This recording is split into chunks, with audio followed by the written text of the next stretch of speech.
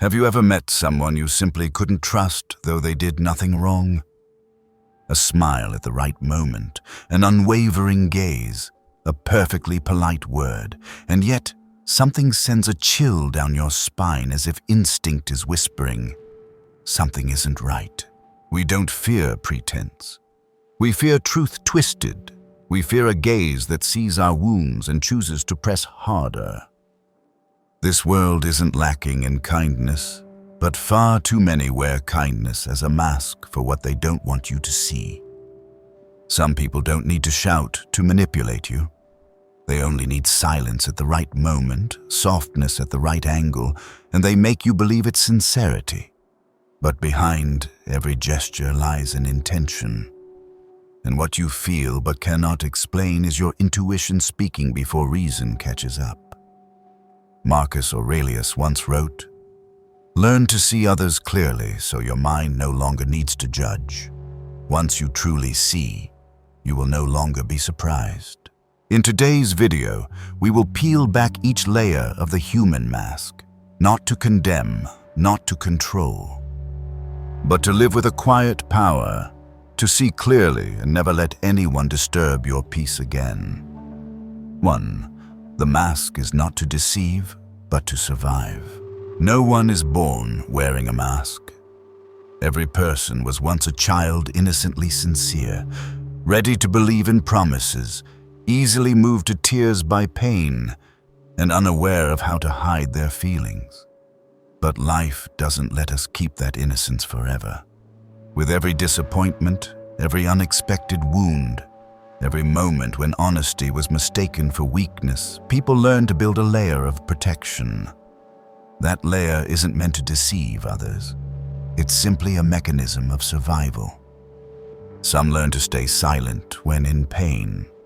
Some turn humor into armor to avoid being hurt. Some are skilled in social graces, always smiling, yet their eyes never truly connect. And we call that fake. But if you look deeper, you'll see it's not fake. It's the part of them they no longer dare to show because the last time they did, it crushed them. We often blame others for lacking authenticity, yet we forget they may have once been destroyed by their own sincerity. No one wears a mask just to manipulate. Most wear it to cover a wound that never healed. And over time, the mask fuses with the skin to the point where even they forget what their real face once looked like. Marcus Aurelius once wrote, "A person is not only what they reveal, but also what they try to conceal." We tend to judge others by their words, their gestures, their appearance. But what we should observe is what they avoid. The pause in the middle of a story. The subtle shift in their gaze when you touch a memory they'd rather forget. The mask isn't just something they put up so you won't see them clearly. It's also something they use to avoid seeing themselves. And that's the deepest paradox. People wear masks not to hide from you, but to protect themselves from being tormented by their own truths. Once you realize this, you no longer get angry when someone isn't fully honest. You no longer try to tear off their mask because you understand pulling too hard might make them bleed. Some shells are glued to fear. And the only way to truly see someone is to stand still long enough, patiently enough, for them to remove it themselves. Understanding someone's mask means not being fooled by performance. But understanding why they wear the mask, that's how you stop reacting with hurt or anger. The wise don't use their insight to control others. They use it to keep their own hearts from turning into battlegrounds. Because peace doesn't come from knowing who others are. It comes from not letting them decide who you become. 2. What they hate about you is what they reject in themselves. Some people never speak ill of you directly, yet their eyes quietly drain the trust you once had. Some criticisms may sound fair, even wear the disguise of constructive feedback, but beneath them is an energy that makes you feel small, scrutinized, not enough. The strange thing is, you did nothing wrong. You were simply being yourself, and that alone made others uncomfortable. They don't hate you because you hurt them. They hate you because your existence disrupts the lies they tell themselves. People rarely hate for clear reasons. Often they hate because you embody a part they've long rejected. You live honestly, they wear a mask. You speak truth, they've learned to stay silent just to survive. You're free, they're trapped in a role. And they hate you not because you're wrong, but because you're a living reflection of who they once wished to become, but gave up on. We all carry parts of ourselves we feel ashamed of. A flash of anger, a slice of weakness, a craving for recognition, a memory of being broken. When we're afraid to face those parts, we start to resent those who expose them by how they live. And then we unleash judgment not to help, but to regain a sense of control. But truly, it's just an inner battle projected onto someone else. Seneca once wrote, "What we judge in others is often a reflection of ourselves." That's truer than you think. Those who hate bluntness are often those who once suffered from not speaking their truth. Those who resent confidence are usually those who lost trust in themselves. Those who despise resolve are often the ones easily swayed. And those who mock freedom are the ones who never broke free. When someone cannot accept you, look deeper into what they're attacking. They're not reacting to you. They're reacting to the part of themselves they can't control. Your presence forces them to confront what they refuse to admit. And instead of healing, they choose to strike.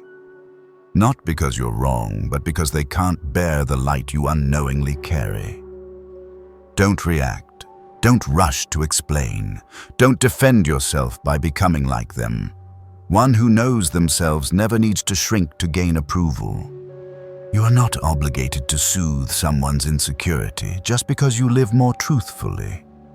Respect does not come from fitting in. It comes from daring to show up whole, even when that makes others uncomfortable. And when someone hates you for no reason, remember, that reason may lie so deep within them, even they can't see it. It's not your fault, and it's not your job to fix them. Your only responsibility is not to let their judgment become a mirror that distorts who you are. Because in the end, the one trapped is not you, it's them, endlessly fleeing from the most honest part of themselves. 3. Silence reveals what words try to hide. Words can be rehearsed, but silence cannot. People can learn how to speak well, to say the right things, to sound kind, but no one is fast enough to mask the sudden silence when a forbidden question hits. That's the moment instinct speaks before reason. And sometimes the most trustworthy thing isn't what's said, but the brief pause they didn't mean to show.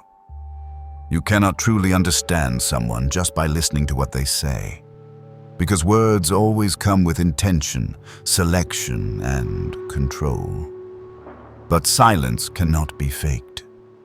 That pause when faced with truth, the eyes that dodge a topic, the nod that arrives a beat too late, these are the cracks where truth leaks through. The best liar isn't the one who fabricates stories, but the one who evades them skillfully. And silence is the most effective evasion because it leaves no trace. We live in an age where everyone is trying to speak beautifully. Yet the more words, the less sincerity. The clearer the speech, the foggier the intention. What's most trustworthy isn't what they tell you about themselves, it's what they never bring up, not what they show, but what they avoid. Truth doesn't live in affirmation, it hides in omission. Marcus Aurelius once warned, "Don't trust what people say about themselves, observe what they remain silent about." When speaking of others, silence is the soul's deepest reflex. It has no tone to manipulate, no script to control. That's why those who have been deeply hurt become skilled at reading people. They've learned to listen to the gaps, not the sound. Think back to the last time you felt uneasy during a conversation. Not because someone insulted you, not because they said something cruel, but because something wasn't said. An unusual quiet when you opened up. A deliberate subject change when you mentioned boundaries. A hollow space in between words that sounded perfect. That feeling didn't deceive you. It was the reaction of a wounded mind recognizing the fracture beneath the polished surface. You don't always need to ask more to understand better. Sometimes, what reveals a person is what they never speak of. The name never mentioned, the story always left unfinished. The memory cut from the narrative. And most of all, the silence when you show your vulnerability, it tells you that you don't have a place in their heart. Silence is the most honest mirror of the soul. And once you learn to hear it, you won't be fooled by sweet words. You don't need to force confessions. Just calmly observe the asymmetry between what they say and what they avoid. And when that gap becomes too wide, you'll know. They're not hiding the truth, they simply lack the courage to face it. When that happens, there's no need to react. No need to be angry. Just step back and keep the truth for yourself. 4. The loudest voice of morality often belongs to the one hiding guilt. Those who are truly moral don't need to preach. They quietly live within their principles, wearing them like a silent presence that needs no validation. But in today's society, the loudest voices declaring what's right, just, and ethical often come from those who are hiding something. They do not speak to defend truth. They speak to drown out what they cannot bear in silence. And what they are feeling isn't responsibility, it's guilt. A person can carry two faces and feel no conflict. One is the righteous face they show the world, and the other is wounded, selfish, conflicted, hidden in moments when no one is watching. But deceit isn't just in behavior. It lies in the motive behind the display of virtue. When someone has to preach excessively about conscience, it's often because they're trying to soothe an unacknowledged wound inside. Marcus Aurelius once said, "Nobility doesn't need to be declared, because true values don't seek applause. They stand firm in silence, like a stone pillar in a storm. But those who are fragile inside, those breaking apart, often need noise to drown out the fear of being exposed. That noise may come in the form of moral sermons, declarations of dignity, or harsh judgments against anyone who doesn't meet the standards they impose. The greatest danger isn't the obviously wicked. It's the one pretending to be good so thoroughly they believe it themselves. They don't see their manipulation because they believe they're saving others. They don't see their control because they think they're guiding. And so, in the name of righteousness, they begin to judge, impose, and suppress anyone different. They don't realize their rigidity is a cover for an ego on the verge of collapse. Be cautious of those who seem perfect, because the real human being is never perfect. They will stumble, feel weak, say the wrong things, make mistakes. Humility is in admitting that, not hiding it beneath a polished facade. The more someone needs to appear moral, the less they've made peace with past mistakes. And instead of facing them, they turn the world into a place for punishing others as if that's how they'll earn forgiveness from themselves. Some people live by principles without demanding others do the same. They understand morality as a quiet journey. And if someone is truly kind, you'll feel it in the way they listen, in how they treat the vulnerable, in the silent compassion they extend, not in the slogans floating in their words. When you see someone enraged by others' lack of morality, ask yourself, are they protecting something or running from it? When someone keeps pointing out others' flaws, observe whether they've ever forgiven themselves. Because most of what we condemn in others is what we've never accepted in ourselves. And then you'll understand, the most powerful moral voice doesn't come from the mouth. It comes from the silence of a steadfast life. No grandstanding, no self-defense, no manipulation to convert others. Just walking quietly and letting character leave its own footprint. 5. Those who boast about control are the ones afraid of losing everything. There's a type of person who always needs you to know they're in control. They emphasize that everything is in their hands, that they know what's going on, that they need no help. They steer every conversation, have the final word in every debate. But behind that confidence lies a growing fear, the fear that if they don't grip everything tightly, it will all collapse. The more powerless someone feels inside, the more they need control on the outside. They need to be sure no one leaves them, no one surpasses them, nothing happens without their permission, because if they lose control, they believe they themselves will disappear. Control becomes armor, but it's not strength. It's the defense of a soul terrified of being hurt again. Epictetus once said, "The free man is the one who is not compelled to control anything except his own mind." But for many, this feels impossibly distant. They've never been taught that peace doesn't come from everything going as planned. It comes from not falling apart when plans fail. Those obsessed with power and control are often the children who grew up in chaos, where any misstep led to loss, and no one came to save them unless they saved themselves. So when they grow up, they carry an unspoken vow. From now on, nothing will slip out of my hands. They control others' time, others' emotions, others' choices, not because they're tyrants, but because they fear that if they let others be free, they'll be abandoned. But the paradox is control itself pushes people away. No one wants to live in a cage, even if it's gilded with love or responsibility. The truly strong don't need everything under control. They understand life is unpredictable, and maturity is in knowing when to let go, not in gripping so hard that it suffocates. When you see someone needing to prove they're in charge, quietly ask, what are they trying to hold on to that's already slipping away? Perhaps it's a crumbling relationship. Perhaps it's a collapsing self-image. Perhaps it's a deep insecurity they never dared to name. Control isn't always wrong, but when it comes with boasting, with force, with a lack of listening, it signals a fragile ego using power to prop up what it cannot face. And when you're the one being controlled, remember, it's not because you're weak, but because they're too weak to let you be free without feeling threatened. It's not because you're wrong, but because your independence is proof of something they lost. Peace doesn't need to be flaunted.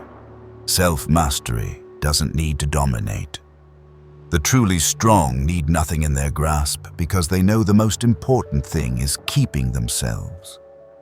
And sometimes, real power lies not in controlling others, but in not letting fear control you. 6. Fake confidence is a mask for unforgiven guilt. There are people who walk into a room and immediately draw every gaze. They speak as if doubt never touches them. They move as if every space belongs to them. Their stories are sharp, funny, magnetic. Everyone thinks, this person is incredibly confident. But if you watch just a bit longer, you'll notice something strange. They never stop. They can't sit in silence for too long. They don't let you hold eye contact for too long. And they always need to be doing something to avoid being alone with themselves. True confidence doesn't need to be proven. It pulses like a steady heartbeat, no drama, no noise, no fear. But confidence performed like a show is often a sign of something being suppressed.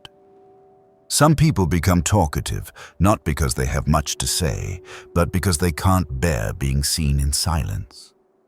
Some always speak of victories, goals, achievements, but never of what they abandoned to gain them. Guilt doesn't always show up in tears or regret. Sometimes it wears the mask of success. Sometimes it hides inside exaggerated confidence.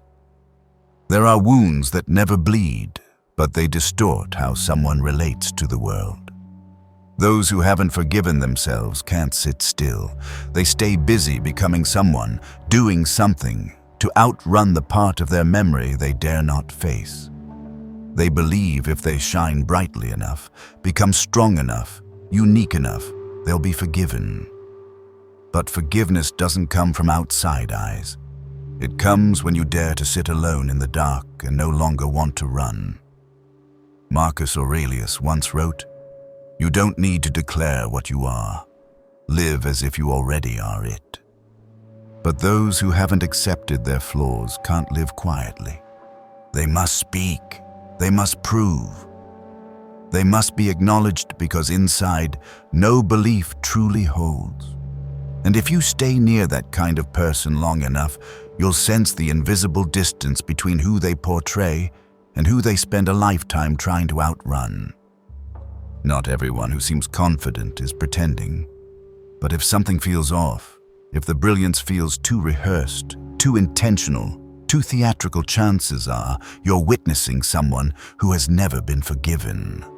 Not by others, but by themselves. They are the prisoner of the version they once despised and the architect of a version they'll never allow themselves to fully inhabit. The truly strong don't rush to speak of themselves. They listen. They let others speak of them if needed. They can sit quietly in a room, untouched by attention without losing their worth. But those who haven't forgiven themselves always need to do something to be seen. Not because they're arrogant, but because they're desperate. And when someone makes you feel small just because they shine so brightly, remember, artificial light always needs electricity. When that power runs out, what's left is an empty room. But those who shine from within, they don't need to illuminate others to exist. They have already forgiven themselves, and so they no longer need to play a part. 7. Lives driven by childhood without knowing it. Some people enter life appearing strong, rational, and in control of everything. They plan everything meticulously, handle situations quickly, and rarely let emotions shake them. They believe they've grown up, that they are independent, free, no longer reliant on anyone. But deep down, those seemingly rational decisions are rooted in an old fear, something that happened when they were too young to name it. And their life, unknowingly, is still being steered by an inner child, a child who was never healed. Childhood doesn't pass like a fading memory. It stays in the body, in our reflexes, in the way we love, get angry, keep distance, or react when someone leaves. A child who had to please adults to be loved will grow up not knowing how to say no without feeling guilty. A child who is constantly compared will grow up needing to surpass others to feel worthy. A child who was abandoned will grow up with a compulsion to control, not because they like possession, but because they fear being forgotten once again. Seneca once wrote, "No one is truly free until they understand the origin of their own wounds." But society teaches us to forget, to overcome, to be strong. No one teaches us to sit down and ask, why do I react this way? Why do I always choose the same type of person? Why do I succeed yet still feel unfulfilled? Why can a small rejection make me feel invisible?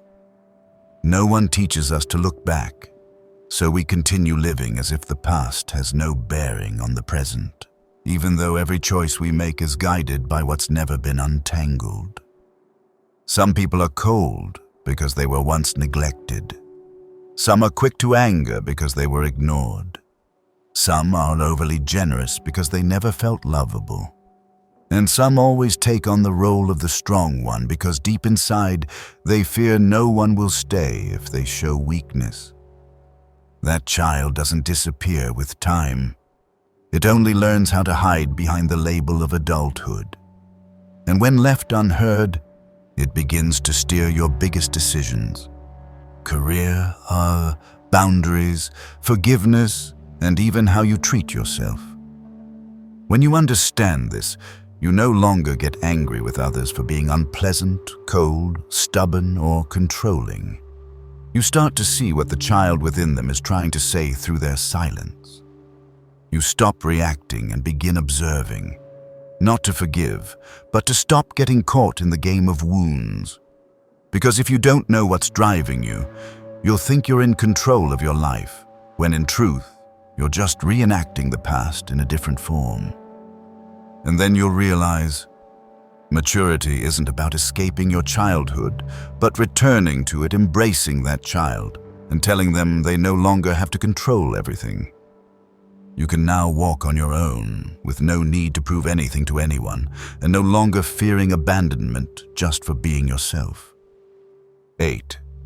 Exaggeration is the cry for help of an insecure ego. The modern world isn't lacking people who speak louder, tell more, or brag constantly.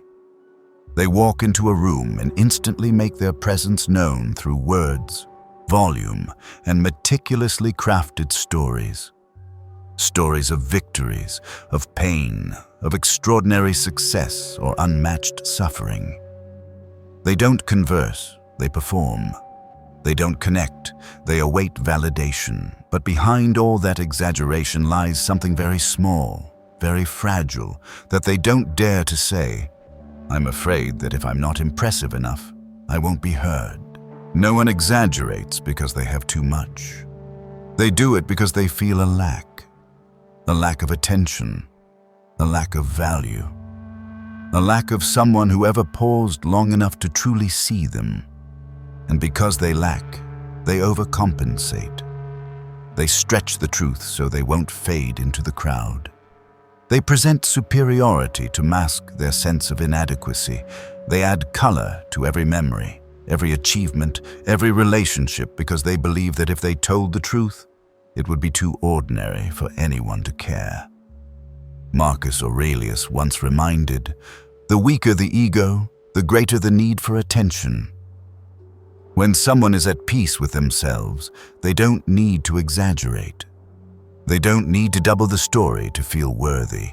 They don't need to wear the label of victim or hero just to enter someone's life. But when the insecure ego speaks, it doesn't cry through pain, it cries through showmanship. It doesn't ask for love. Humbly, it demands admiration, recognition, and applause, even if all of it is built on illusion. Exaggeration is the mask of a loneliness that has never been named.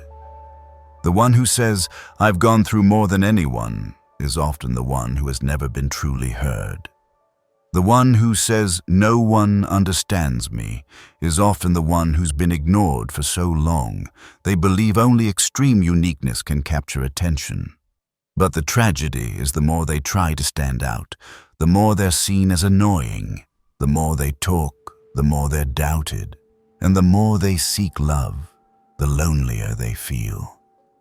If you've ever felt annoyed by someone who constantly boasts, remember, that display isn't for you to believe, it's for them to feel confident.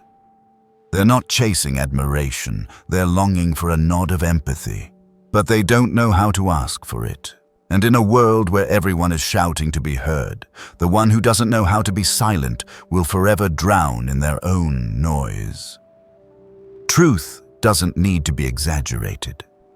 A person with depth doesn't need to perform, and one who knows their worth doesn't need to keep repeating it.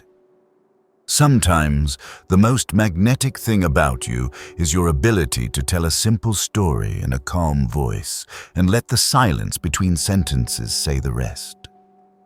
9. Envy always wears the mask of attack, but it's really longing. Not everyone who attacks you hates you, and not everyone who criticizes you truly wants you gone. Many of them, without realizing it, are looking at you as a mirror, reflecting a part they've lost in themselves. They don't want you to suffer, they want to feel less inferior. But because they don't know how to handle admiration, they turn it into a preemptive strike. because they lack the courage to say, "I wish I were like you." They choose to say, "Who do you think you are?" Envy is a sharp emotion. It arrives quietly, but rarely stays still. It needs to be explained, justified, disguised with moral or emotional reasons that sound reasonable. So people begin to find faults in you, reinterpret your success as a string of luck, and diminish you to feel taller.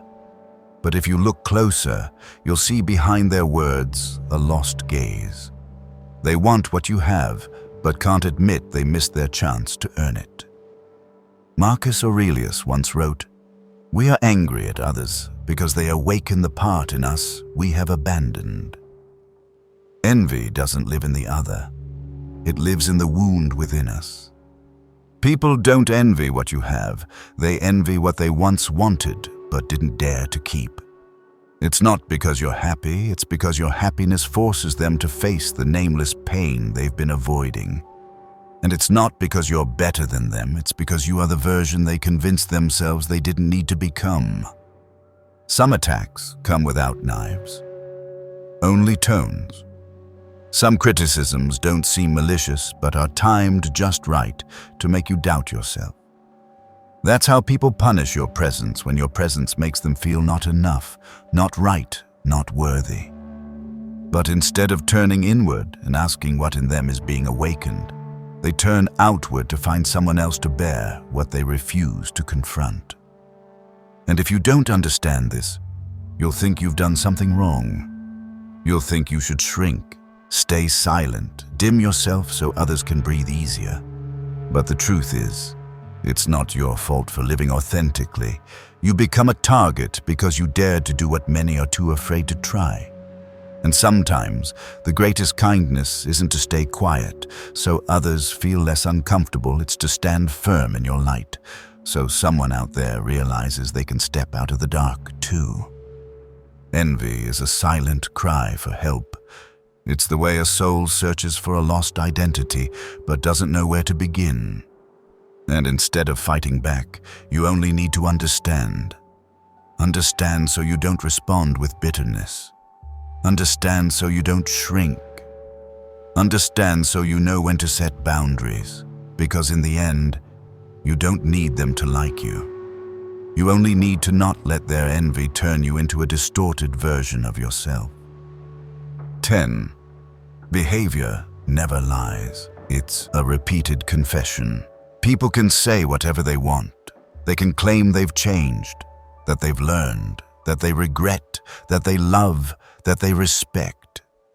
They can speak the most beautiful words, write the longest messages, and use the most sincere tones. But no matter how polished the words may be, behavior remains the final truth. Because behavior never lies. It is the part that consciousness cannot interfere with. It is where true nature is revealed when no one thinks they're being watched. A person can apologize with the sweetest mouth, but if they continue the same behavior, that apology is merely a delay of consequences. A person can promise they've changed, but if, when you're not looking, they act exactly the same, then that promise is just a mask, not a commitment. And that is why many suffer not because they aren't loved, but because they trusted words instead of observing actions. Seneca once wrote, "Character is not found in words, but in habits." Habits are repeated reflexes that need no performance. They require no preparation. They have no script. They are how someone treats you when they want nothing from you. How they behave toward the weak when no one is watching. They are the unconscious choices made again and again, not a one-time mistake, but a hidden pattern masked by occasional kindness. The most dangerous person isn't the one who loses control of their behavior, but the one who adjusts their words to hide it. They know exactly what to say to keep you around. They know when to admit fault, when to show remorse, when to go silent so you'll fill that silence with hope. But in the end, what they cannot hide is how they live. And if you are still enough, clear enough, you'll see. Their behavior always tells the same truth even when their mouth says the opposite. The person who once hurt you isn't necessarily evil. But if they repeat it, the hurt is no longer an accident. It's the outcome of an unchanged nature. And you don't need to be angry to walk away. You only need to believe what you see. Because a genuine apology will come with change. Real love will come with consistent kindness, without reminders. And someone worthy is someone who never makes you wonder which version of them you'll get today. Don't excuse others by blaming their behavior on circumstances. Circumstances can change, but if behavior doesn't, then the issue isn't the situation, it's the person. Don't lull yourself with lines like, "But they were once so good, they're trying." Everyone has tired days. Because the truth is this: people repeat what they choose, not what they do by accident. And if you ever feel torn between someone's words and what their actions make you feel, choose their actions. Because that is the confession that cannot be edited. It is the voice with no tone, no lie. It is the most honest version of a person even when they didn't mean to speak it. I used to trust words more than behavior. I used to hold on to those who hurt me just because they knew how to say the things I needed to hear. I used to think someone had changed just because they cried, because they apologized, because they said, "I didn't mean to." But then I realized something important: people may lie unintentionally, but they can't repeat the same behavior unintentionally. And when someone hurts you a second time, it's no longer a mistake, it's a choice. I've learned to observe more than listen. To look at behavior, not just explanations. To notice the silence, not just the smooth words. And I've realized, sometimes strength doesn't lie in forgiving or trying to understand. It lies in walking away without needing another apology. Peace doesn't come from others changing. It comes the moment you no longer need them to change in order for you to be happy. If you found value in what you just heard, please like, subscribe to the channel, and turn on the notification bell so you won't miss future philosophical insights where we continue to explore human nature with the awareness and stillness of a Stoic mind. Because sometimes, what makes you untouchable isn't the power you display, but the clarity you no longer need to speak out loud. Be the one who sees, not just the one who hears. Be the quiet one, but never the blind one. See you in the next video.